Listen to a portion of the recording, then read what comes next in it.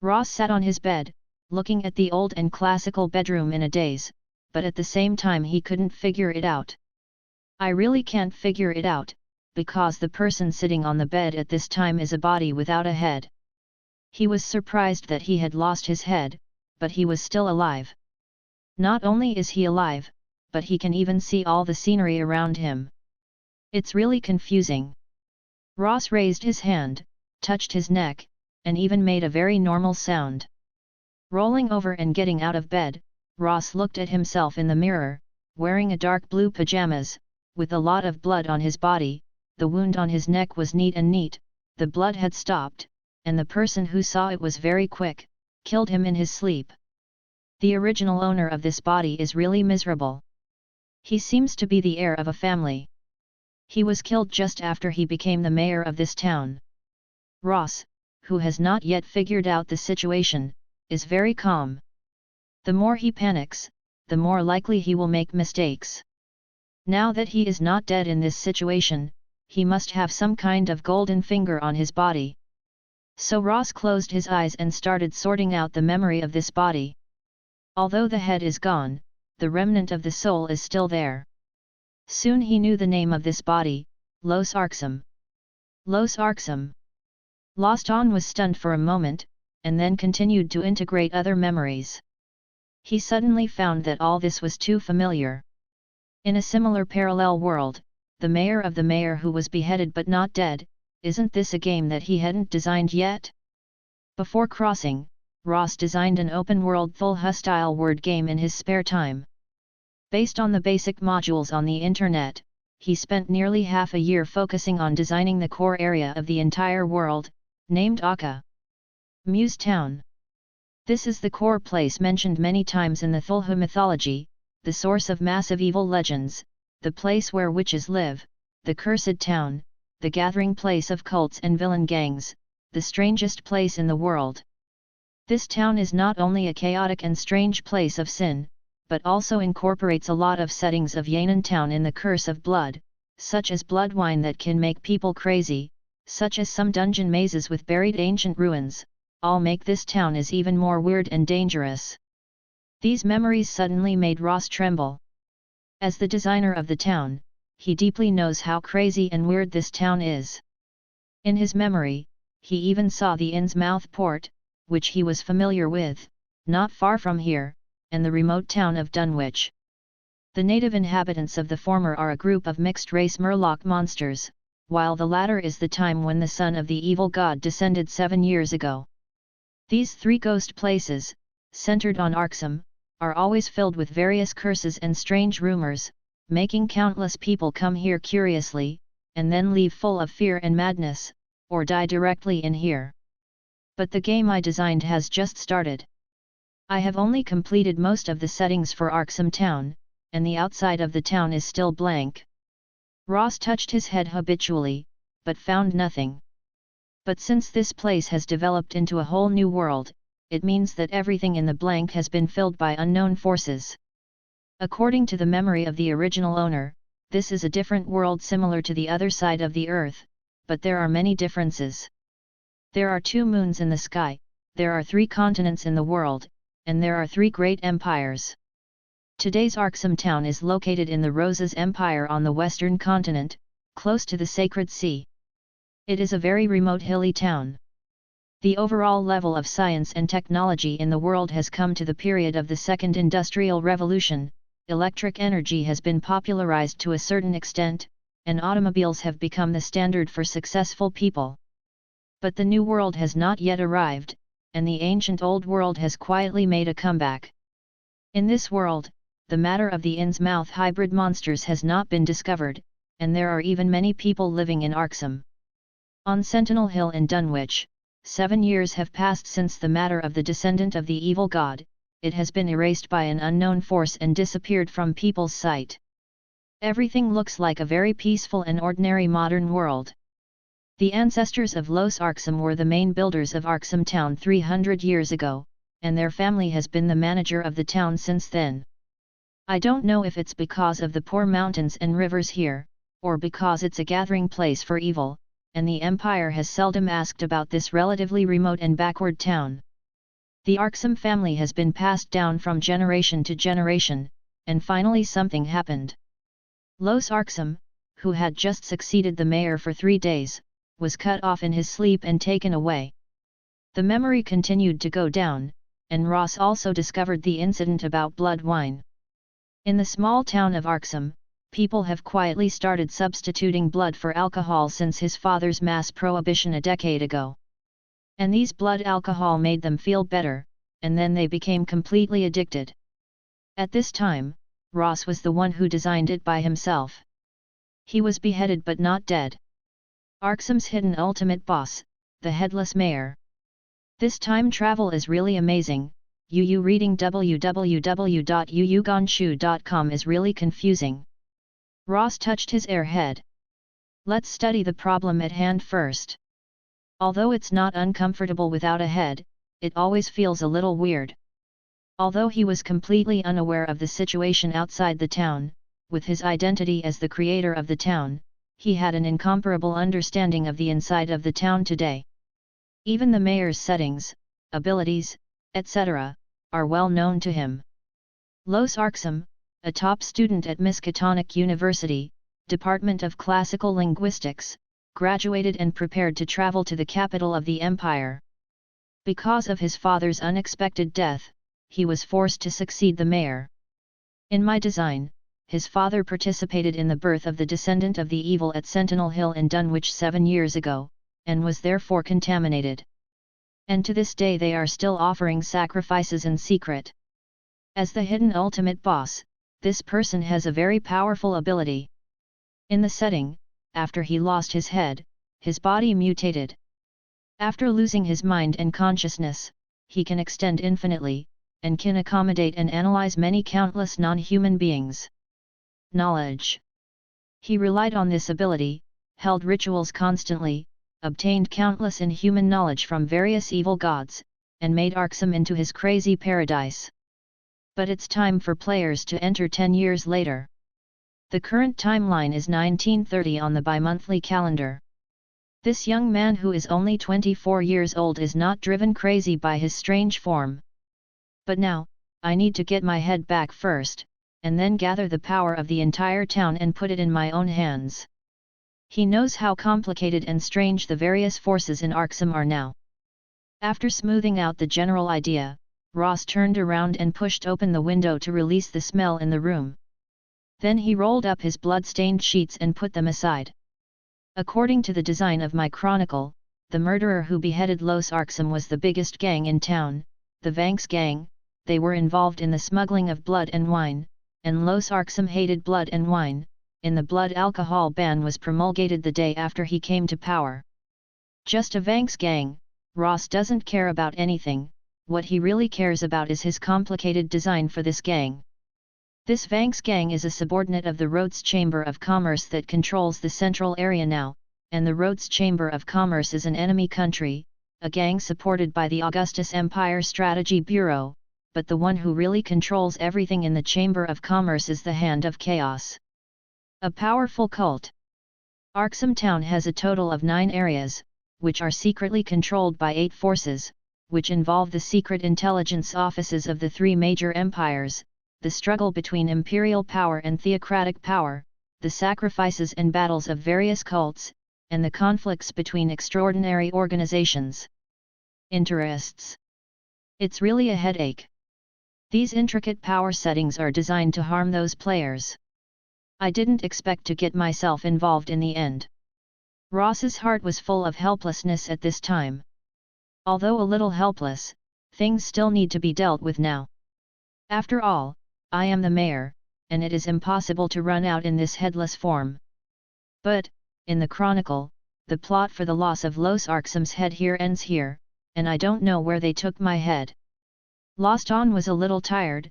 Sure enough, the setting is not perfect, and in the end, I still cheated myself. If the design is better, he can directly take the head back. And judging from this neat cutting technique, it's not an ordinary person who attacked me. I'm afraid it's not an extraordinary person belonging to the Hand of Chaos. Ross originally designed not a team running game, but an open-ended exploration game, so he designed a 100 level power system. There is no such thing as magic in this world. The extraordinary power is to break through the limitations of human beings and evolve into a powerful but grotesque ancient god. The limit of ordinary people is 10th level, that is, the top elite special forces. If you want to break through 10th level, you need to master special knowledge, and then transform your body through special rituals. After reaching level 100, through a special method, you can become an ancient god. The way to level up is by ingesting special blood. Your body will evolve in different directions by ingesting different blood. This can allow people to continuously gain great power, but it can also gradually drive people crazy, and eventually indulge in the thirst for blood. And Ross, what he wants is this kind of exciting design. While thinking in his heart, Los opened the door and found a series of bloodstains in the corridor from his bedroom. The murderer carried his head out of the bedroom.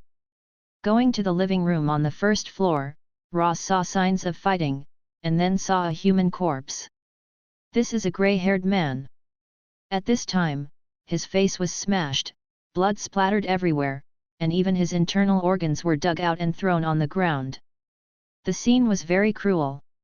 Seeing this scene, it stands to reason that Ross should feel very disgusted and frightened, but at this time he didn't feel anything. The mental mutation has greatly improved my overall understanding and endurance. Ross thought of his own settings. He knew this middle-aged man.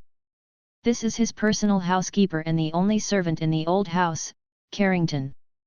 Carrington is his father George Arksom's childhood playmate, 45 years old this year, and his father's most trusted person. In Ross's design, Carrington has been a worshipper of Yog-Sothoth since 7 years ago, and he has many forbidden knowledge and special abilities. When he appeared, he was an extraordinary character of level 18, and 10 years later he would become one of the bosses on the surface.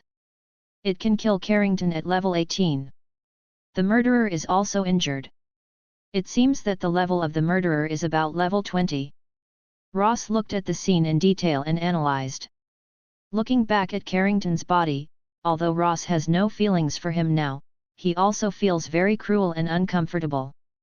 After all, this is his only servant and his only support after his father's death. My head was taken away, and the only powerful servant was killed. Everyone in the city looked down on this mayor, who was in a hurry with his blood.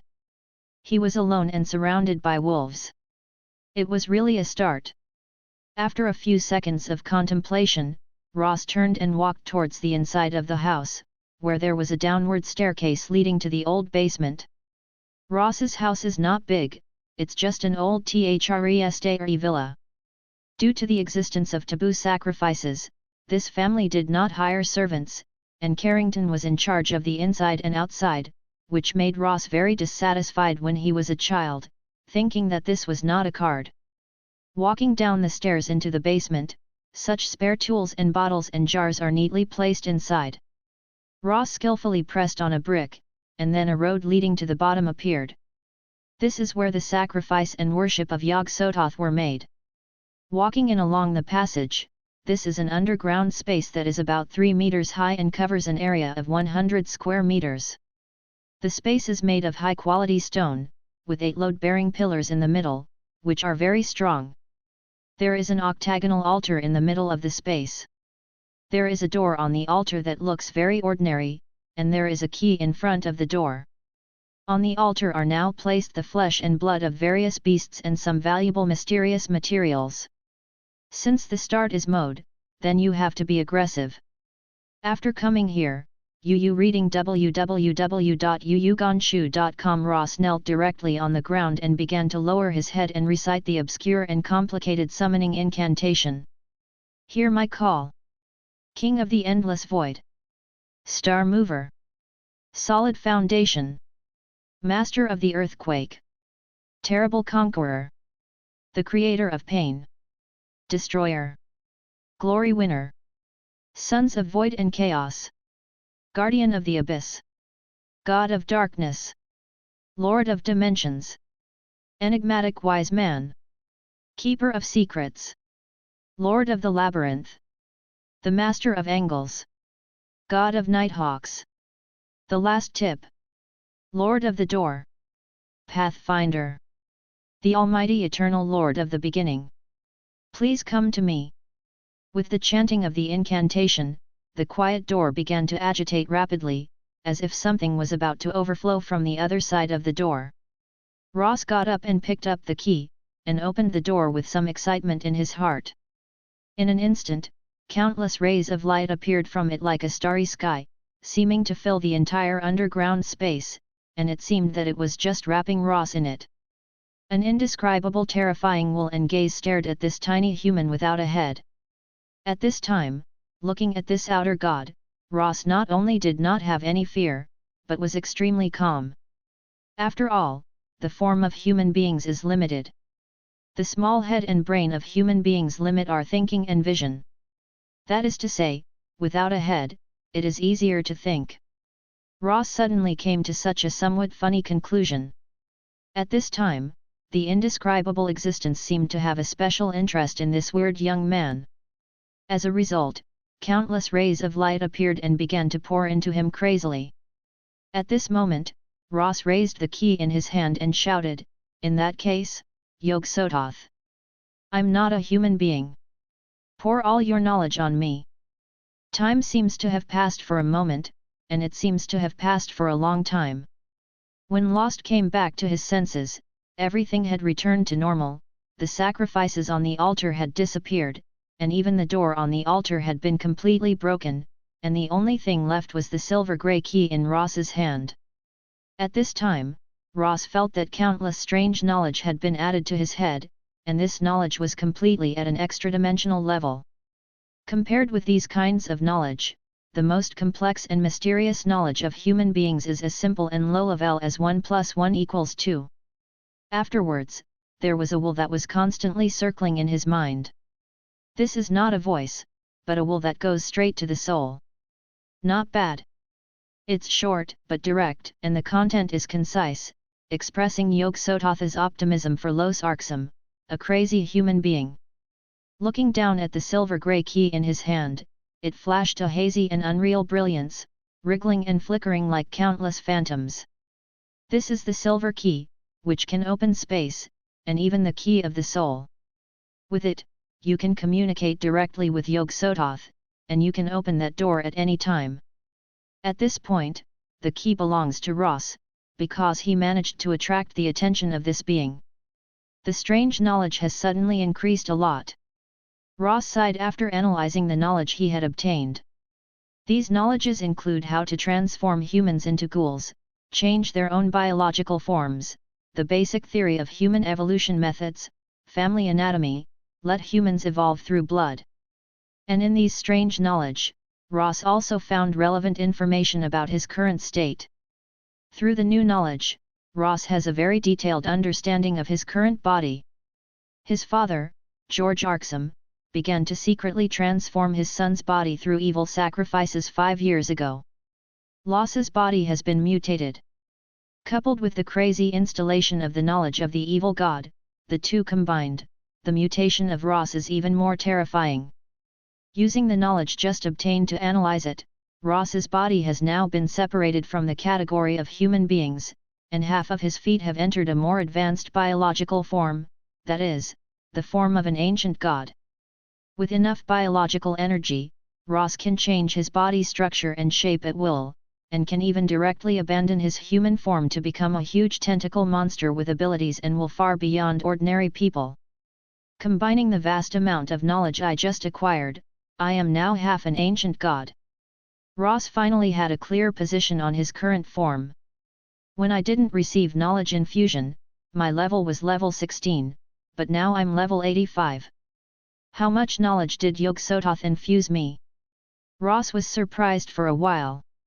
After acquiring enough knowledge, Ross finally has the capital to be the mayor of this chaotic city. Next, I need to sort out the knowledge, then resurrect Carrington and let him help me find my head.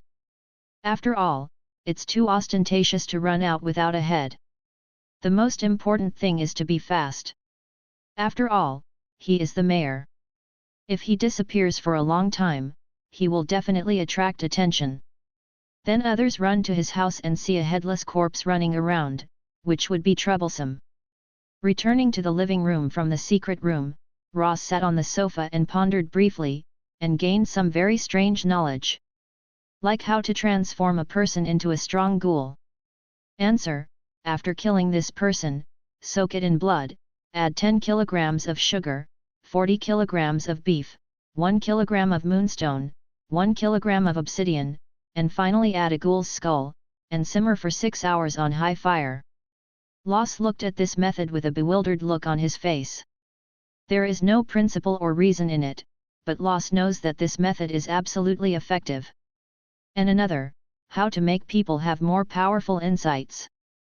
Answer: put the brain in normal saline, add 100 grams human brain marrow, 1 kilogram eagle blood, 500 grams agave, 200 grams nocturnal incense, and 4 mad human eyes, boil it for 7 hours, then put it back in the head, 4 times as much insight can be obtained.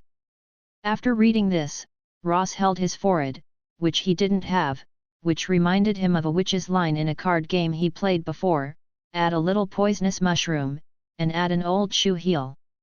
No matter whether it works or not, let's cook it first.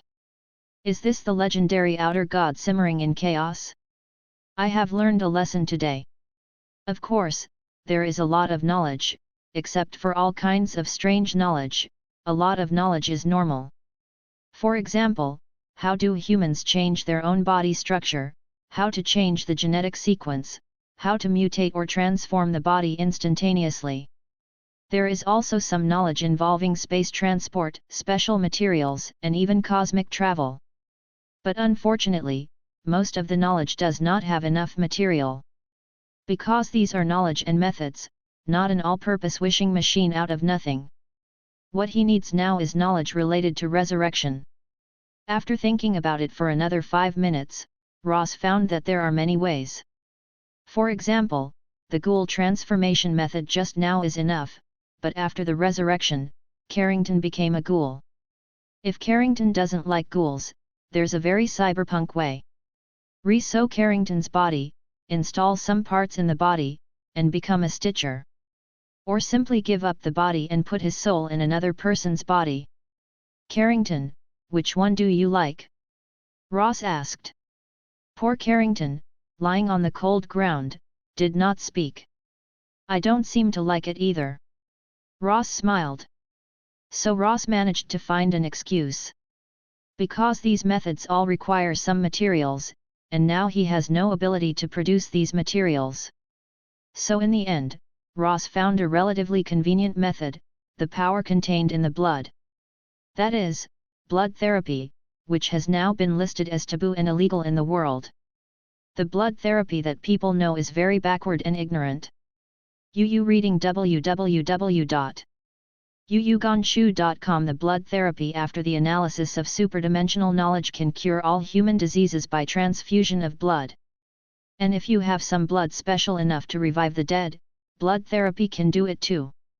Blood is the foundation of human evolution. It carries the transportation and circulation of nutrients in the human body. Therefore, starting from blood, we can quickly bring those mutated genetic cells to various places in the human body. Blood therapy, this is my core method of ruling Arkham in the future. Ross even saw the adoring and crazy eyes of those people when he cured various terminal illnesses and created medical miracles. Don't bring Carrington back to life first. Ross said and stretched out his finger. Using blood therapy to resurrect the dead requires powerful blood as a foundation. And now, Ross happens to have some powerful blood, which is Ross himself. One with 1 foot became the existence of the ancient gods, the existence of which the thinking can be extended infinitely, and the existence favored by Yog Sothoth. Thinking of this, Ross did not act immediately, but first found all the food in the house now, because this requires a lot of energy. Fortunately, there are often flesh and blood sacrifices in their homes, so there is a lot of animal meat. Looking at the pile of raw meat in front of him, Ross touched his bald neck, a little embarrassed. Immediately, his heart moved, and the physical tissue in his stomach began to wriggle rapidly, struggling, as if he had his own life. After more than 10 seconds, a large mouthful of fangs appeared in Ross's stomach, and Ross picked up the flesh and blood and fed it to himself directly from here. As a half-ancient god, it is very reasonable to have a mouth out of the stomach. After eating 30 pounds of beef with bones, 15 tomatoes, 24 eggs, and some milk and desserts, Ross felt as if he was a fully charged battery, and his whole body was full. Energy. During the whole process of eating, Ross clearly realized that his body had been separated from human beings. The moment the food entered his stomach, it was completely decomposed, and even things like beef bones that ordinary people could not absorb were also absorbed by his body. Clean. At the same time, he found that he observed his body through this perspective, and could see the tissue structure, state and performance of every part of his body very clearly, and then made corresponding changes at any time. It's like looking at a set of very simple building blocks. After the energy was replenished, after a while of peristalsis, the stomach returned to the smooth skin of an ordinary human again, without any abnormality. After everything was ready, Ross came to the living room. Reaching out, his 5 fingers gradually turned into 5 slender tentacles full of barbs and suckers. These tentacles swayed nimbly, quickly gathered Carrington's scattered internal organs, and put them into his body. Then the 5 tentacles wriggled for a while, and instantly disintegrated into hundreds of very slender tentacles, each of which had a tiny hole at the end for injecting Ross blood. These hundreds of tentacles swayed twice, like countless nematodes, directly burrowing into various parts of Carrington's body, and then began to inject the blood of the ancient gods. The blood injected by Ross was not much, only about 5 ml. But this is just 5 ml of blood, which is already very terrifying for an ordinary person. With the blood of the ancient gods entering Carrington's body, countless slender blood-red silk threads appeared, and then began to entangle on his body frantically, weaving each other, and swallowing his body tissue and blood. Soon, the necrotic organs resumed movement again, and the coagulated blood began to flow again. With the further fusion of the blood of the ancient gods, Carrington's body began to twitch violently. The blood vessels under his skin were like countless crazy poisonous snakes, burrowing out of his skin and swept back and forth around his body, as if on alert, as if looking for prey. But when they sensed Ross, it was as if they had seen their father's child, and they wilted, not daring to make any extra moves. In the 10 minutes that followed, Carrington's body underwent several disintegrations and reorganizations, sometimes turning into a hideous monster, sometimes a bloated piece of flesh, and sometimes an inhuman being with a broken body. In the end, along with all the reorganization of the body, a man with dark hair, about 40 years old, with a strong face and a strong body, lay on the ground. Ross nodded with satisfaction. After the evolution and reorganization of the blood of the ancient gods, the reborn Carrington went directly from level 18 to level 38, which is considered the top combat power among the entire human race. With a slight movement of the palm, Ross's hundreds of tentacles retracted and combined with each other to become an ordinary palm again. The mutation of the blood of the ancient gods is very crazy and uncontrollable. The reason why Carrington can become like this is because Ross has been deliberately controlling and transforming it. Otherwise, Carrington has now become a pool of meat that only knows how to multiply and devour indefinitely. Carrington, who became a normal human, calmly opened his eyes, and then his body stood up straight in a strange way. Then he knelt on one knee on the ground and said with incomparable reverence and gratitude on his face, "Thank you, young master, for giving me a new life. I now feel stronger and healthier than ever. From now on, your order will be the goal of my actions, and implementing your will be my highest action criterion." In the process of mutation, he already knew the cause and effect of the whole thing, so at this time, apart from reverence and loyalty, there is nothing else. Ross wanted to nod his head slightly, but unfortunately he doesn't have such a function yet. "I'm very happy to see you now, Uncle Carrington," Ross said. After all, this is the only person he is a family member now.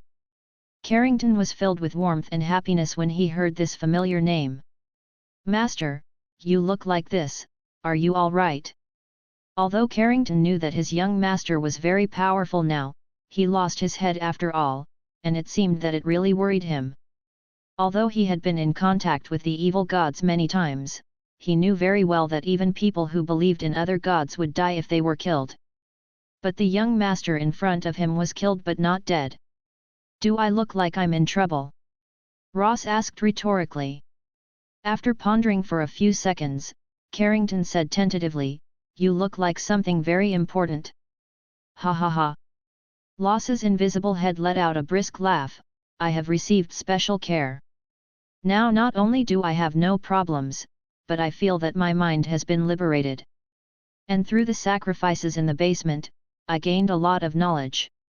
Hearing this, Carrington whispered, so you already know? I don't want you to touch this, it's very dangerous. Ross came over and patted Carrington on the shoulder.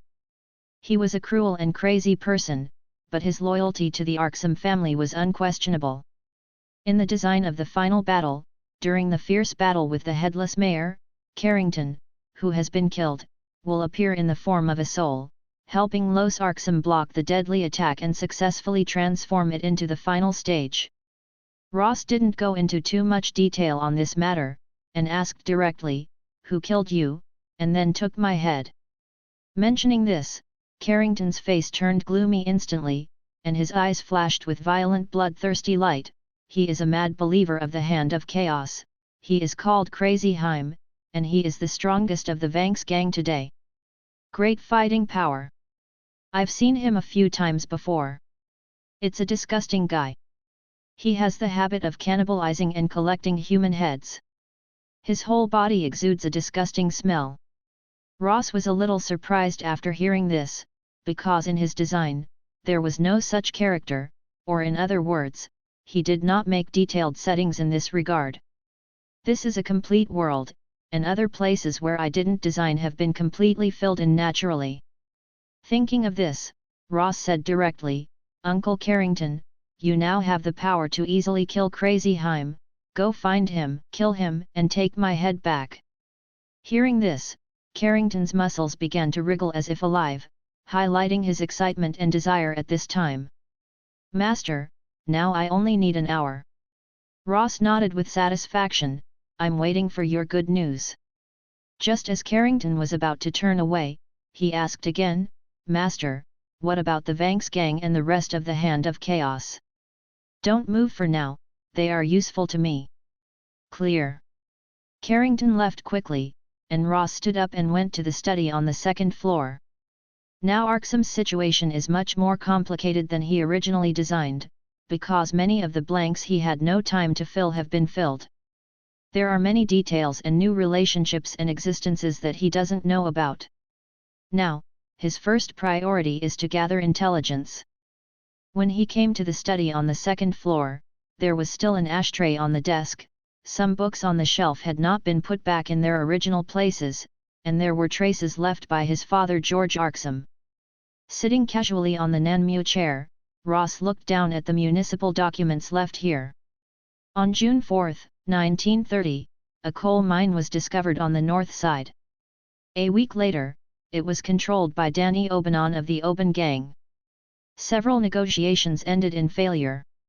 Double lunar calendar June 9, 1930. Last year, the Arksum Armory was looted 3 times. The Finn gang colluded with officials of the city government to openly loot the arsenal and smuggle arms. On June 13, 1930, Thomas Peake secretly led the tidal pirates to rob 2 cargo ships in Port Glory, and robbed $2 million worth of illegal drugs. According to the information, the goods were hidden in Akka. Somewhere. Seeing this, Ross' headless body leaned on the chair and sighed. After the setting developed into reality, the trouble and complexity far exceeded his imagination. The setting is dead, but to develop into the real world, countless possibilities may be born. After all, people are alive. And in this thick pile of city government reports, there is not a single thing that he has set in advance. 9 districts, with a total of 8 city councillors, each represent the interests of different groups, and the mayor of mine is just a tool to mediate the relationship between them, so that most of them can benefit. Thinking of this, Ross suddenly understood why his father sought that extraordinary power, because he wanted to rely on that power to break free from this sad bondage. Sighing for his dead cheap father, Ross started his own plan. He has a lot of methods now, but now the conditions allow, and the only one that is in line with the interests of the city's development is blood therapy. Town development needs people, and he can't use his ancient power to kill all those who hate him. So he now needs to use blood therapy to raise his prestige to reverence throughout Arkham, and make those ordinary people who hate him become his followers. Blood therapy is not something that white teeth say, even I need to conduct related experiments, and I need to find a trustworthy person in this regard. In addition, it is necessary to take back the rights of the central area first. The municipal core of Arkham City is located in the central area, located in the northeast side of the entire city. There are a large number of important companies and the largest slum street here. It is the most densely populated place in the city. And the organization that really controls the central area is the Rhodes Chamber of Commerce, a big chable that controls all aspects of Arkham City. This Chamber of Commerce, and the chaos hand behind it, are naturally the primary goal. About 50 minutes later, there was a knock on the study door. "Master, I'm back." Carrington's voice sounded. "Come in." Then, Carrington walked in with a box in both hands. "Master, your head." Carrington came over and put the box on the table respectfully. Lucen said, "How are things going?" Carrington replied, "Haim has a habit of collecting human heads. He took your head back and is preparing to process it into a specimen." After a pause, Carrington said, "Then I asked him to complete the final collection. At the moment of his death, he collected his own head." Ross smiled, "Uncle Carrington, I believe he will appreciate your kindness when he dies." Carrington smiled slightly on his resolute face, "I think so too."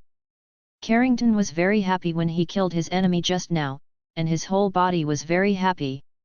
Ross opened the box and saw that it was a pale-skinned blonde young man, looking quite handsome, with a restrained melancholy temperament at the same time. Carrington said, "Haim is a crazy guy. I tortured him before I killed him, but as a fanatic, he didn't say anything." Ross said casually, "No need to ask, I already know who is going to kill me, but it's not convenient to tear my face right now." Saying that, Ross picked up his head, put it on his neck, and then, slid directly from his neck and fell to the ground. Ross was lost in thought. Carrington lowered his head as if he didn't see it. The quiet atmosphere was a little awkward. Ross coughed, picked up his head nonchalantly and said, "It seems that relying on human strength alone is not enough." As a result, his invisible thinking began to operate. In the headless form, Ross's spirit can be extended almost infinitely, accommodating and understanding vast amounts of knowledge. Ross picked up his head again and prepared to put it on his neck, and this time, with the use of the knowledge in his mind, combined with the energy stored in his body. A large number of granulations and tentacles full of suckers and barbs suddenly grew on the cross-section of his neck. These granulation and tentacles directly penetrated the wound cross-section of Ross's head, fixed it firmly, and then pulled down, so that Hollow's head was firmly fixed on his neck. Unfortunately, the knife marks around the neck are still very obvious. When Carrington saw this, his expression was full of fanaticism and reverence. The current form of his young master was far beyond his imagination, but it didn't make him feel fear, instead he felt happy and excited. Quack! Quack! After moving his neck twice, Ross nodded with satisfaction. "It's fairly stable if it's fixed, but it's more secure to have a head." Carrington said respectfully, "Master, your greatness makes me admire you." Ross smiled slightly, but felt that the corners of his mouth had not changed. Reading www.youcanshu. Calm is still a dead face. What's going on with your head? It's a little uncooperative. Ross raised his hand and knocked on his head. Then, under his control, more tiny tentacles extended from his body and reconnected to the nerves and brains of the head through the neck. Ha ha ha ha. Suddenly, Los opened his mouth and let out a weird laugh. The sudden harsh laughter startled Carrington. Master, why are you laughing? Ross reached out and covered his mouth, trying to control his expression, and said slightly embarrassedly, my head is on the wrong string.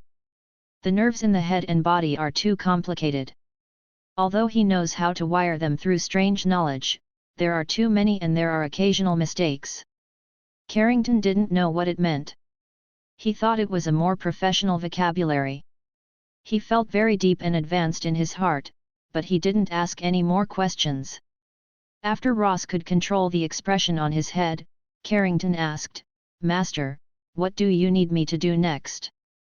At this time, Los gradually had an expression on his face, and there was a little blood on his pale face. It seemed that the blood began to circulate in Los's head again. He opened his mouth slightly, and finally he could make a sound through his vocal cords. Prepare food, I'm hungry. The sound was extremely unpleasant, as if a stone mill was crushing bones. It made people feel uncomfortable when they heard it. Carrington nodded immediately, no problem. What do you want to eat? Anything will do. It doesn't matter if the food is raw or cooked. I need a lot of food. Ross said hoarsely. The energy expended from docking and transforming the head just now made him feel hungry again. While waiting for the food, Ross combined his returned head to conduct a comprehensive examination of his body. He doesn't need sleep now, but needs to eat, and his head is just an ornament. Although all functions of the head's vision, taste, touch, etc. have been restored after his processing, he can withdraw his will at any time and observe through a special headless perspective. Moreover, if his consciousness is placed in a normal brain, it will limit his ability to think. Through these extra-dimensional knowledge, Ross can clearly see and understand all the structures of the human body, and transforming the body through that knowledge is as simple as stacking building blocks. But the premise is that there is enough biological energy. At lunch, Carrington was frightened by Ross's terrifying appetite. In the words of the young master, if you want to change the structure and shape of your body, you need a lot of energy and protein, so I need to consume a lot of sugar and beef in the future, so I need to be well prepared. With sufficient food, the stab wound on Ross's neck has completely recovered, and the damaged vocal cords have also recovered, but there is still a scar on his neck. With his current condition, these scars can be easily repaired, but it is not necessary. The scar is a convenient device, like a zipper for a garment. Putting a head on the body will restrict the mind, so Ross intends to take off the head at any time when needed to facilitate his own thinking. This scar is the back door for easy removal of the head. Having eaten and drank enough, Lusna's body was replenished with energy due to excessive blood loss, and finally had blood color, no longer the gray-blue color of a dead person. Prepare me some vegetables, such as lettuce, tomato, fish, and milk. I now need a lot of vitamin A, B, C, D, as well as calcium and other trace elements. Although Carrington didn't understand, he nodded immediately after hearing it. Okay, young master. I'll prepare immediately. Ross nodded slightly, and added, you can't do this alone. Now that altar is no longer needed, you don't need to worry about others finding out. I have time to find a few reliable servants to help you, so that you can relax a bit.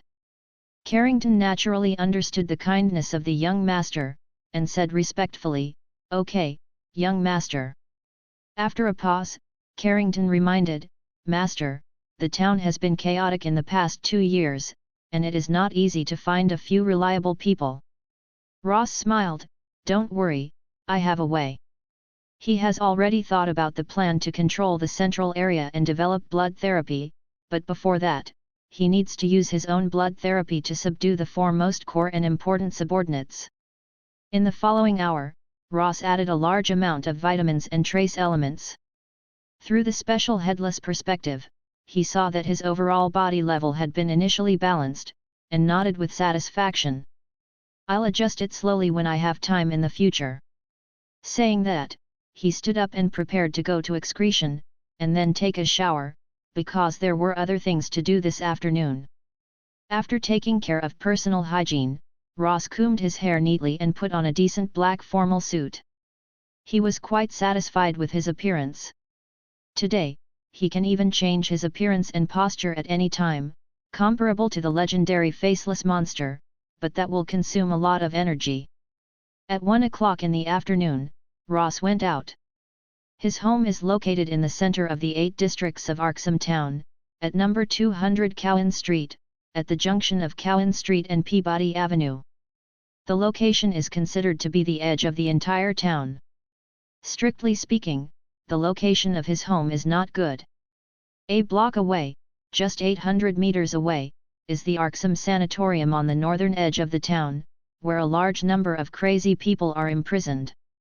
About 600 meters to the east is Innsmouth Station, both of which can be said to be full of talents. As soon as he walked out of the house, there was a scream like killing a pig in the distance. "Let go of me! Let go of me! Who do you think I am? I am the ultimate creature that surpasses human beings. I am the emperor of all of you. Let me go! You gangsters! Her Majesty is going to give birth to me a child. You traitors!" Ross turned his head to look.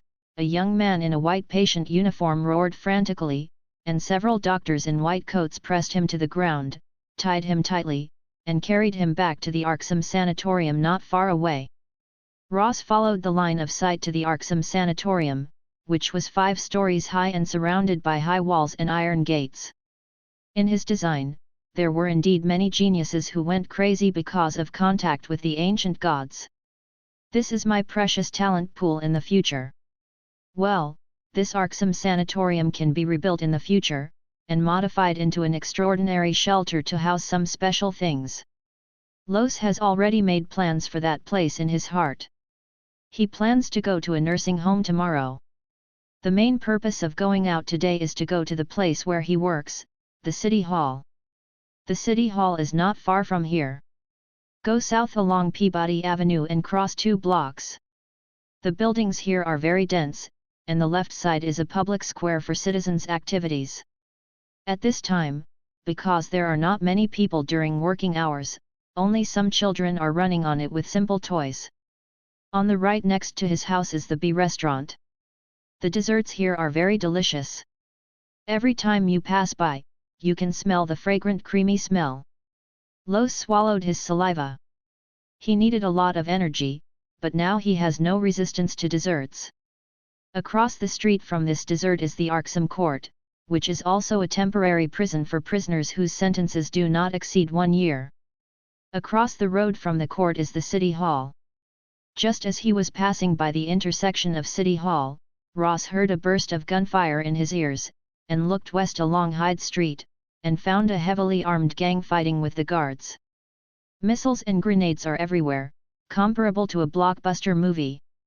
The people around have fled in a hurry, only Ross was standing at the intersection, watching the performance ahead with a smile. Behind the City Hall is the Arxham Armory, where a large number of firearms and ammunition are stored, and this group of robbers target the weapons. Watching the fierce battle between the two sides, the bullets fired thousands of rounds, but miraculously, no one died. Then the guards backed away inexplicably, and the bandits rushed in. It took 10 minutes to remove almost half of the weapons. Almost 10 minutes after the robbers drove their trucks away, they were less than 200 meters away from here, and the police officers from the police station of a gas company just across the street very quickly hurried there. Lazily tapped the situation, and then began to clean the battlefield. UU reading www.uuganshu.com. Ross recalled the report he just saw and laughed. What a group of dedicated police officers. The arms reserves here are all official from the Empire. These police officers are not greedy on the surface, so they cooperate with the gang in this way. After the arms are sold in the hands of the gang to make money, they will share the spoils together. Well, a very good and tacit cooperation. This is Ross' evaluation of them. Hey! What are you looking at? Go away! Just as Lost was watching the whole process with a smile, a policeman raised his pistol and shouted at Loss with a vigilant look. Ross raised his hand and smiled, then turned to leave. Crossing the street, when I just arrived at the entrance of the city hall and faced Roston, I was diagonally across the street, and the scene outside the tram company attracted me. At this time, the people waiting for the tram here were not panicked by the sound of gunfire not far away, but were very calmly waiting for the tram or reading the newspaper. Because of all this, they have become accustomed to it. At this time, not far from the tram stop, a lady passing by carrying a bag was suddenly stopped by a gangster, who threatened with a knife in one hand, and then took away her handbag. The lady didn't panic. She only saw that the woman in her 30s had a gloomy face. The moment she handed the bag to the robber, she took out a pistol from the bag and shot the gangster in the chest. "I've already been robbed 3 times by you guys. You damned scumbags!" the lady said, firing 2 more shots. After beating the gangster to death, the lady took back her handbag, put away her gun, and walked towards the tram station as usual. Los Angeles laughed, "It's really simple folk customs. Is this my citizen? Love, love." Looking back, Ross looked at this huge brick building. The white paint on the surface had been covered with the dust of time and turned grey-white, giving it the solemnity of the years. This municipal building was rebuilt in 1901 on the bi-monthly calendar, supervised by his grandfather, and has a history of nearly 30 years. The municipal building has a total of 6 floors, and now there are 41 public officials, maintaining the operation of the entire urban system. The mayor Ross walked in along the downstairs door, and the people passing by said hello in a flat manner, and they didn't seem to have much enthusiasm. This young mayor is not likable. He doesn't know anything about the town, just because his bloodline hastily ascended to power, and then made an extremely stupid decision the next day, that is, the ban on blood and alcohol. This touched not only the sellers, but also the ordinary people who drank blood wine. Ross looked at the indifferent appearance of these people. He was not surprised by this scene, which is why he came here today. The municipal building has 2 elevators that are relatively rare these days, but these elevators are only open to internal personnel, and those who come to work can only take the stairs. Standing at the door of the elevator, a woman with glasses and messy hair hurried over. "Mayor, you're finally here. Regarding your ban yesterday, the whole city is protesting, no matter if it's the slums on the south side of the central area, or the rich people in the rich area, they are all against you." Ross looked at this middle-aged woman with maroon curly hair with a smile. Her name was Janet, and she was one of the clerks in the town. I understand, Janet. But don't worry, I decided today to cancel my decision yesterday." Hearing this, Janet was stunned. "Cancel?" Ross nodded. "Yes, there was a problem with my head yesterday and I made a very stupid decision. After a night of reflection, I realized the stupidity of this decision, so I decided to cancel it. It happens that you are here, go and call the municipal manager for me. I need him to appease the people." Janet woke up like a dream at this moment, and hurriedly said, "Okay. Mayor." The mayor's office is located on the south side of the 4th floor, with an area of about 60 square meters and a good decoration. The desk and chair are close to the east wall, so the space after entering the door is very spacious. The large window on the right has very good lighting. Looking from here, you can see not only the bustling public square, but also most of the city of Arxum, and you can see Miskatonic all the way to the south. The river area on the other side of the river and the French mountains. Standing in front of the window, Ross looked at this unchanging town, with its overgrown mansard roofs sloping and loosely covered buildings on top of one-by-one attic. "It's exactly the same as what's described in the novel," Ross murmured, with a feeling that it was both true and false. Arxum's development level is not high, and it is generally in the middle and lower ranks of the empire. The main reason is that the situation here is too complicated. Gangs, cults, fugitives, slave owners, and even monsters that do not belong to human beings all gather here. The smuggling of all kinds of contraband, the sacrifice of evil gods, human trafficking, and many other troublesome things are endless here. According to Ross's design for this place, there are 9 areas in the entire Arxum town. Each area has hidden head snakes, cults, and hidden supernatural creatures to control them. From the big Arxum sanatorium, the prison, the government, to the dentist, the cosmetology clinic, the billiard hall, and even the glory of Arxum town, Miskatonic University, there are almost no fuel-efficient lamps for anyone who can name them. In Arxum, who doesn't worship the evil god? It's really an internal and external trouble. Ross sighed, feeling a little melancholy in his heart. I originally planned to watch those players suffer, but in the end I was in the most dangerous whirlpool. In deep thought, there was a knock on the door, and then a 37 or 8-year-old man walked in. This person has a slightly high hairline, a Chinese character face, a high nose bridge, and a somewhat protruding chin and mouth, causing the nostrils to be somewhat conspicuous. At first glance, the most direct feeling is that this person looks like a hairless orangutan. This person's name is Daryl Clockham. He is the municipal manager of Arxum. He is 37 years old. He is set at level 9, and his overall strength belongs to the top ordinary people. One of his 4 core goals. This person is very capable and ambitious. His real identity is a spy sent by the top of the empire, and the target of supervision is the Arxum family. In the original design, Daryl will hold all the rights to Arxum town for the next 3 years, and try to exclude Ross. At the same time, he is also a smuggler, secretly developing the coal reserves here and selling them, making a lot of money. The excluded Ross, through his own knowledge, successfully converged his wife Lila into a believer. 3 years later, at the behest of his Ross, Daryl will die under her wife's butcher's knife and become a sacrifice.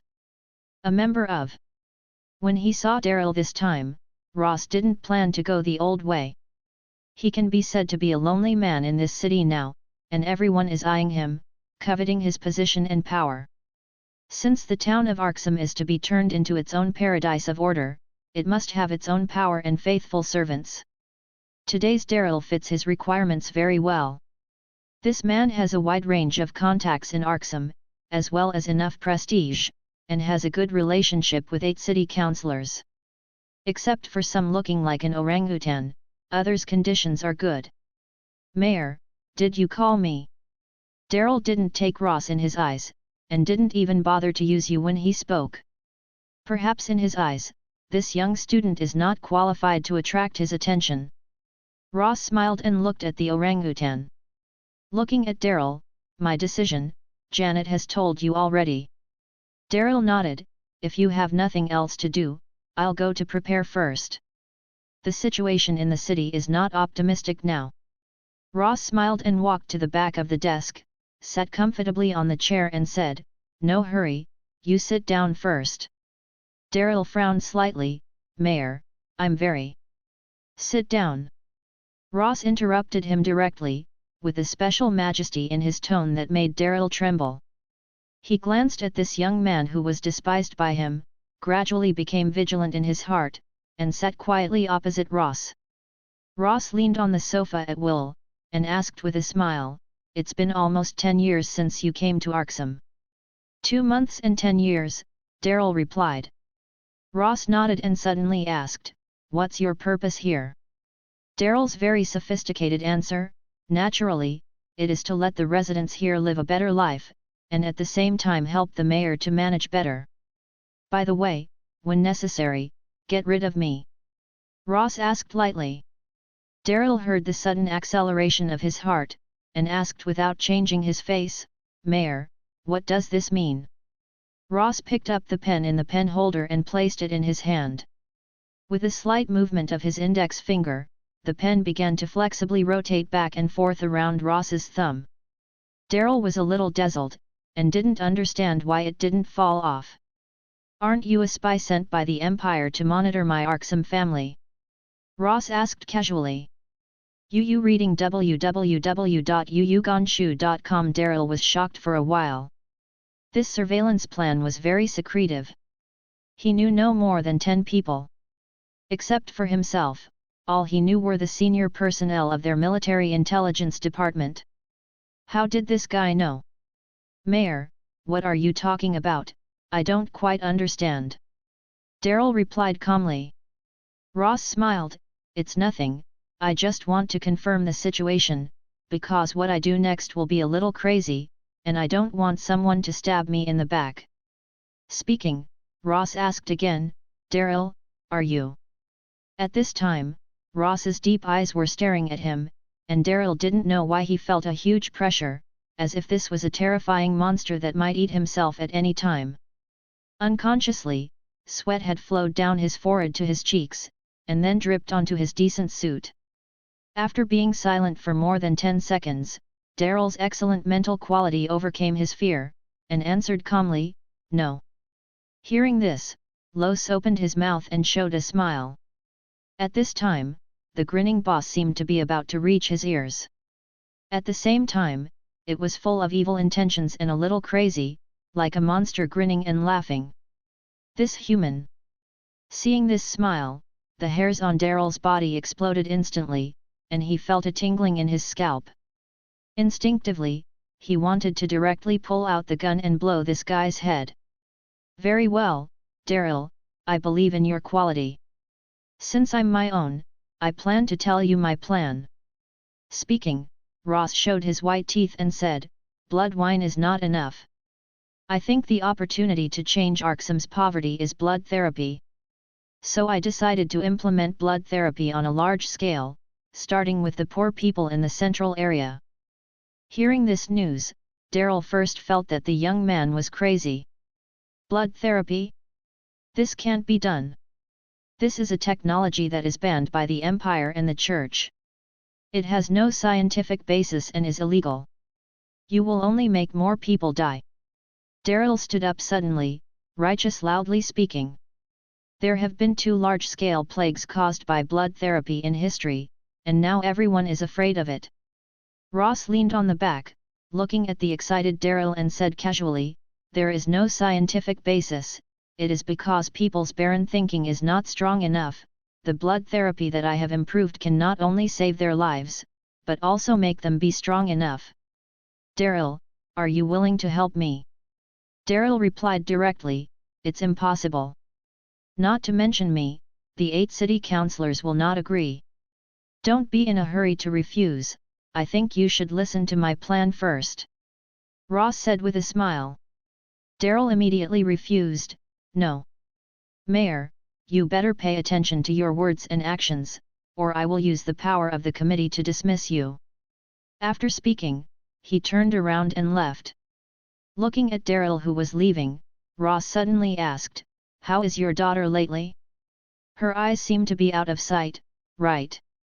Poor Tracy, she's so beautiful and young." Ross looked regretful.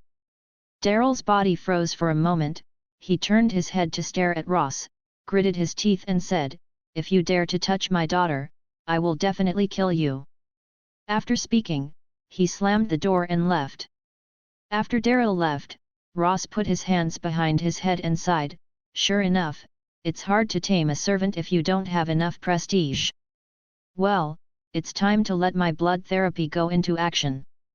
After that, Ross didn't stay here any longer, he just went out and left. While Daryl and the 8 city councillors were still discussing how to deal with this crazy guy, Ross was already humming a ditty and came to 487 Peabody Avenue in front of the Imperial Mail Building. This huge 5-story building is the largest postal processing center in Arksum, and the only serious institution that can deliver mail outside the town. Of course, Ross came here not to deliver letters, but a high-end apartment behind the postal building, the postal apartment. Room 305, Building 2, is Daryl's home.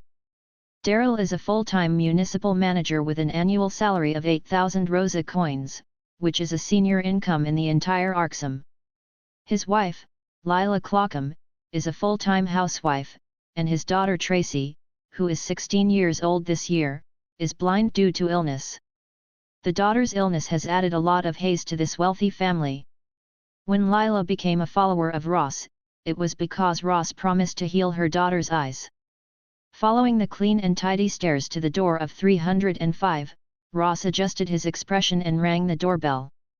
Then the door quietly opened.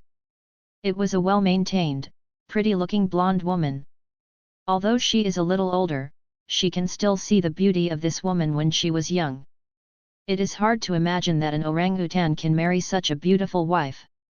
Maybe, this is true love. Ross sighed in his heart. You're Mayor of Arxum. Lila recognized Ross. Ross smiled and nodded. It's me, Mrs. Clockham. Out of courtesy, Leica unhooked the door and welcomed Ross in, asking somewhat unexpectedly, "Why are you here?" She heard some things about the young mayor from her husband, and her instinctive impression can be said to be very bad. Ross said with a bit of grief, "I heard that Tracy's disease was serious, so I came to see him." Speaking of her daughter, a haze suddenly appeared on Lila's face. Her daughter Tracy is only 16 years old this year. She is about to enjoy her beautiful years, but because of eye problems, she was forced to drop out of Arxum Public High School and transfer to Rice School for the Blind to study Braille. Every time she thinks of these, she feels that her life is full of gloom, and her heart is like a knife. Thank you for your concern, but Tracy is in a bad mood recently. She often locks herself in the bedroom for a few hours. Lila's tone was sad. Ross comforted and said, "Mrs. Clockham, you don't need to worry, I have got a brand new method here, which should be able to help poor Tracy." Lila forced a smile. "Thank you for your kindness. Tracy's condition has been diagnosed by countless doctors. So far, there is no medical technology that can save her eyes." Ross looked at Lila seriously and said, "Mrs. Clockham, you can try it, no matter what the effect is, it won't be worse than it is now. You should be clear that the eyes hit Tracy very hard. If she continues like this, she will soon fall into depression and even commit suicide. She should have a similar tendency now, right?"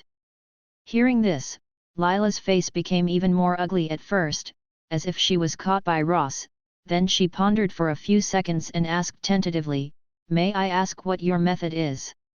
Ross then talked about his previous settings for Tracy. Tracy's disease is called cranial nerve damage, which is the gradual loss of eyesight caused by damage to the nerves in the brain. Did Tracy have drooping eyelids, facial numbness, and no expression during this period of time along with her blindness? Hearing this, Lila was shocked. Yes.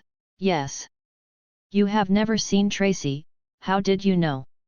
Ross said, "Naturally it's an inference based on the cause, Mrs. Clockham, a kind mother, please believe me, I can cure Tracy, I'm the mayor of Arxum, I have no reason to frame my city manager daughter." Lila doesn't know much about Ross, but she still believes in his identity. When it comes to this, she has no hesitation. "Mayor, if you can save Tracy's eyes, our family will be forever grateful to you." At this moment, Lila cried excitedly. Ross said confidently, "Don't worry, you reading www.yuyuganshu.com. Tracy's eyes will definitely recover, please take me to see her now." Afterwards, Lila took Ross to the inside of Tracy's bedroom. At this time, the bedroom door was closed, and a faint cry could be heard inside. "Dear Tracy, please open the door. The mayor brought the most advanced technology today, saying that it can heal your eyes." Lila said softly. "Mom, you don't have to lie to me, my eyes can't be cured at all." A low, dark, and sad female voice came. Lila said softly, "Son, there's nothing wrong with trying, what if there is a miracle?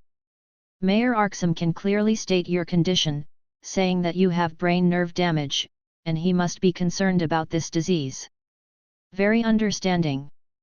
There was silence for a few seconds, and then with a groping sound, the door was opened, and inside was a tall and beautiful girl with curly blonde hair. 16-year-old Tracy is 1.7 meters tall, with a well-proportioned and slender body.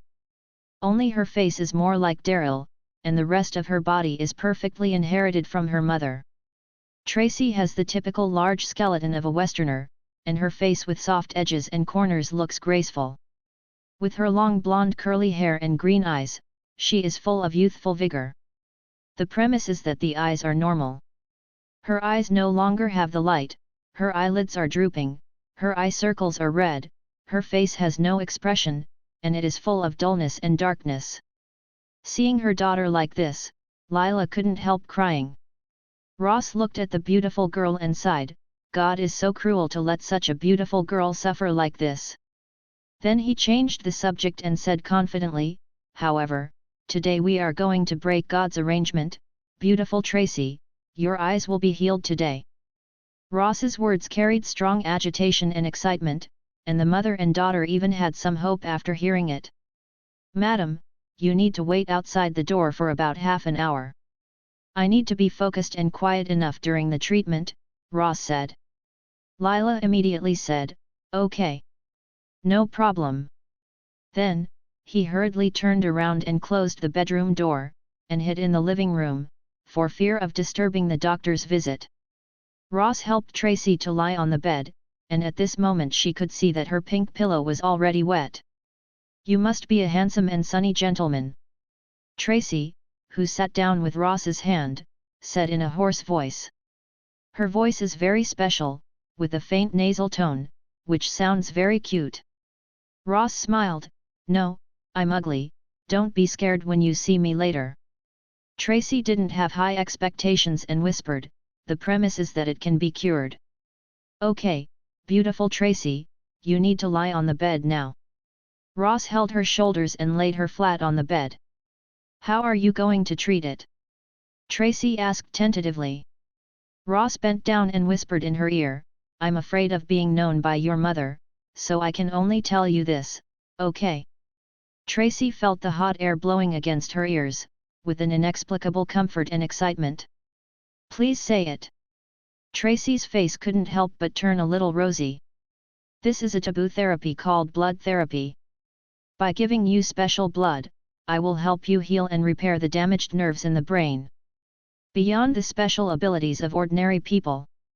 Although this way of speaking made Tracy very nervous, and her legs couldn't help but clamp her legs, but she still heard it clearly.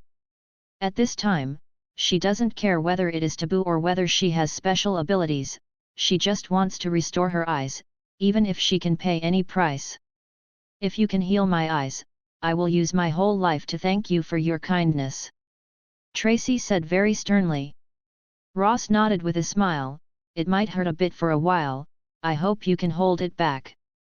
After 2 years of treatment, I have become accustomed to the pain.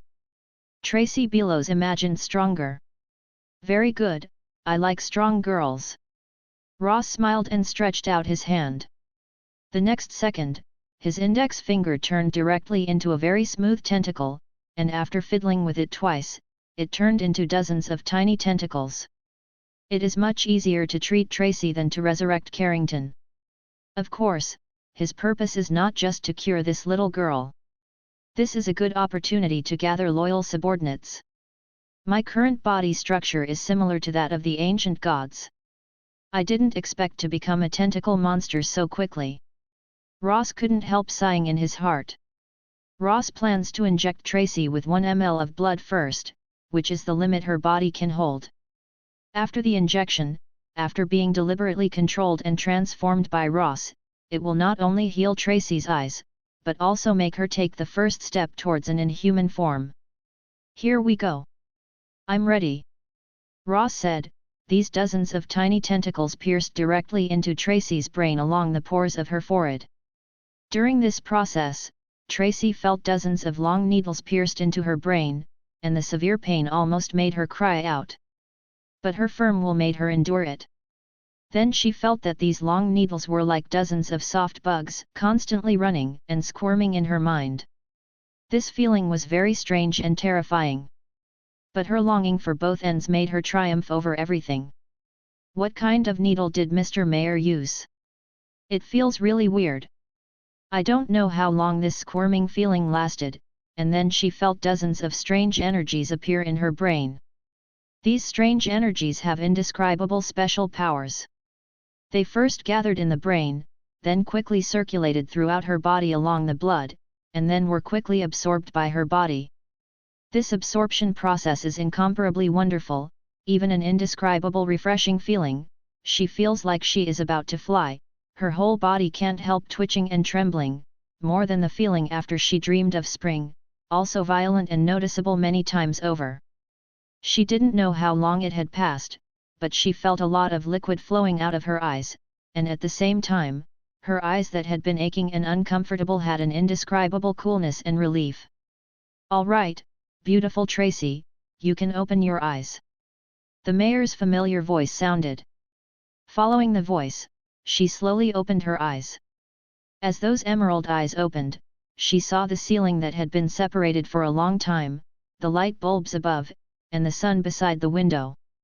At this time, the fiery sunset shone down on the house along the window, filling her bedroom with the afterglow of the sunset.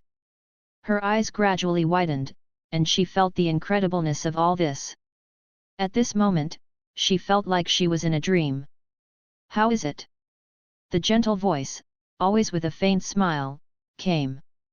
Tracy turned her head to look. She saw a handsome face. He had a soft smile on his face, and his temperament was restrained with some aristocratic melancholy. Part of the brilliance of the setting sun shone on him, as if putting a blood-red robe on him, making him look like a descending from the sky. "You are much younger and handsome than I thought," Tracy said excitedly. Ross said with a smile, "Beautiful lady, your aesthetic point of view is very correct. Stand up and do some exercise. By the way, I will help you heal other diseases on your body, such as the sprained ankle in your childhood, your tooth decay, and the stomach problems and uterine cold caused by eating ice cream frequently." Trish stood up in amazement when she heard that. At this moment, she felt that her body was extra light and strong. She never thought that she would be so healthy, like being born again. "Thank you. Thank you." She jumped up excitedly and hugged Ross firmly. Holding the mayor's body, Tracy was full of gratitude and excitement. Luce hugged her body relentlessly, lying in her ear and said, "The treatment just now is a secret between you and me. Don't tell anyone, including your parents, you know." Tracy hurriedly calmed her mind and nodded to show her understanding. "Okay, organize yourself and go see your mother. She has done a lot for you in the past 2 years," Ross said softly. Tracy liked to hear the mayor's gentle voice very much. At this moment, like a cat, she nodded obediently, then sorted out her expression and turned to open the door. "Mom! My eyes are healed. My God! My Tracy! My Tracy! You finally recovered." No need to look, just listening to the tone, Ross knew Lila's happiness and excitement at this time. The mother and daughter hugged each other, crying excitedly and laughing happily. It took more than 10 minutes before they calmed down. Immediately, Lila said embarrassedly, "I'm sorry, Mr. Mayor." Ross said with a smile, "It's too outlandish to call Mr. Mayor. Daryl and I are friends. You can just call me Ross in private." Lila said happily, "Okay, Mr. Ross, I really don't know how to thank you." Ross said casually, "Daryl is my friend, and Tracy is a citizen of this city. For whatever reason, healing Tracy is what my mayor should do. Your sublime, your greatness, and your kindness make us feel incomparably grateful and revered." Lila immediately felt very admirable and moved. After this kind of terminal illness was cured, the mayor was still so peaceful and didn't ask for anything in return. The legendary apostle of God was just like that, right? Then, in constant gratitude and thanks, Ross said goodbye. "Okay, it's getting late, it's time for me to go back. Are you going to stay for dinner?" Daryl is probably coming back. Lila hurriedly held back. Tracy also hurriedly said, "Are you going to have dinner together?" Ross didn't want to face Daryl here, and said helplessly, "I really don't have time today, I just took office, and there are still many things to deal with. You should also know that I am not qualified enough, relying on blood, there are many people. Don't believe me. So at this time, I don't have time to slack off." Hearing this, Lila and Tracy knew it, and they could only send Ross away with great loss and reluctance. After Ross left, Tracy's aura-filled eyes kept blinking, seeing everything around him full of joy and novelty.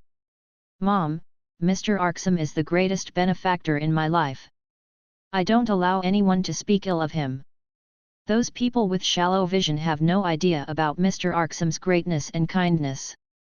Lila happily touched Tracy's curly blonde hair and comforted, "Tracy, we can't get everyone to recognize what we recognize, but we can protect and stick to the people we believe in.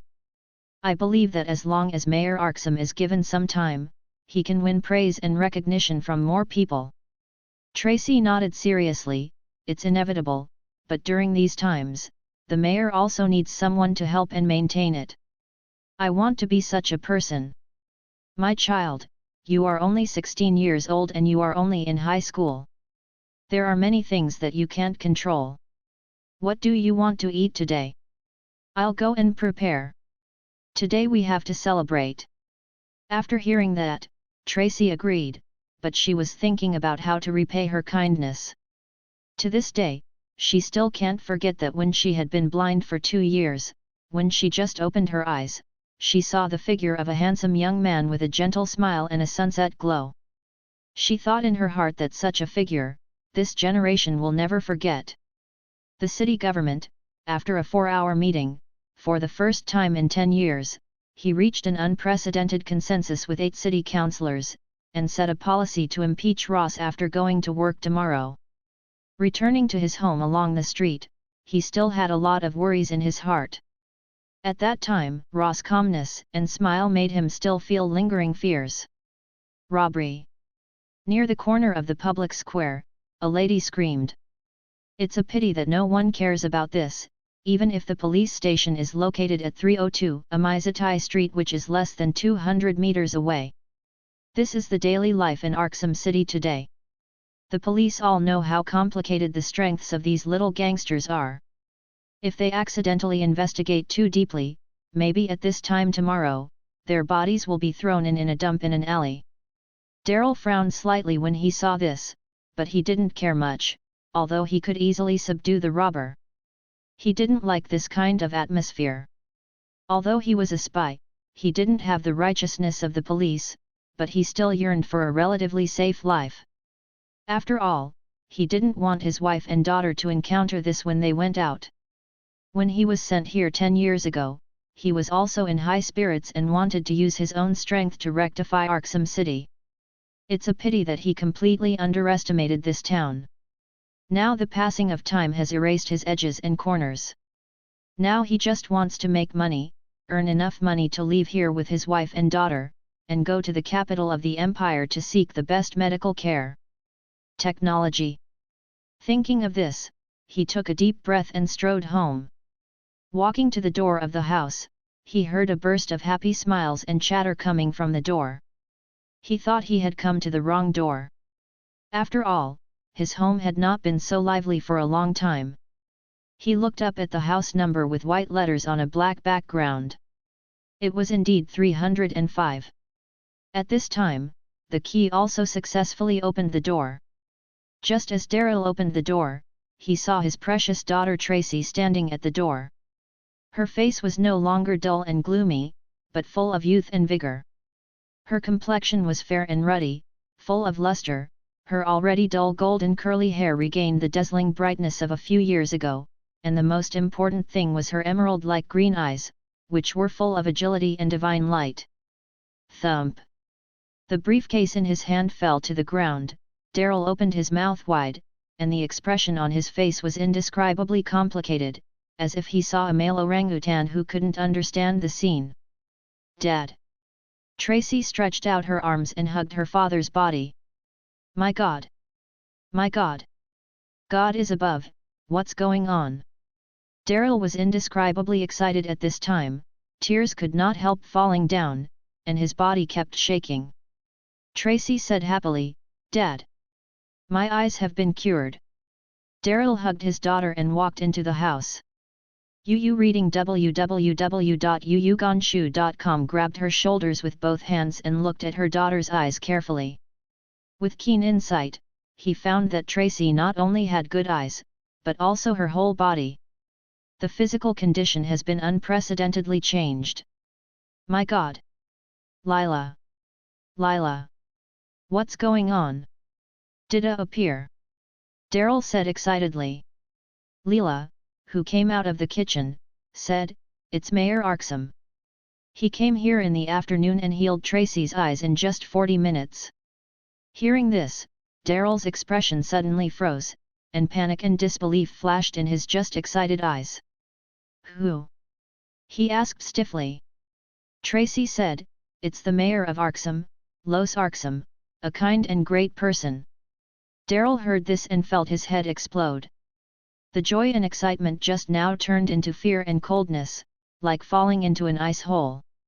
Looking at the adoring and happy faces of his wife and daughter, Daryl quickly changed his expression and hurriedly asked, The mayor? Did he come here to cure Tracy and leave? Yes, he said he was the mayor. No matter what his status was, he should have saved me. He was a great person. He hurriedly returned home to handle official business without asking for any payment. West said, with a look of admiration. Daryl hurriedly asked, How did he heal you? Is there any discomfort in your body? Tracy was taken aback. Dad, what's wrong with you? My body is very comfortable now, and I feel healthier than ever. Mayor Arksum cured my eyes through a special injection therapy. Injection. Daryl's heart sank directly to the bottom, because he directly thought of the blood therapy that Ross mentioned today.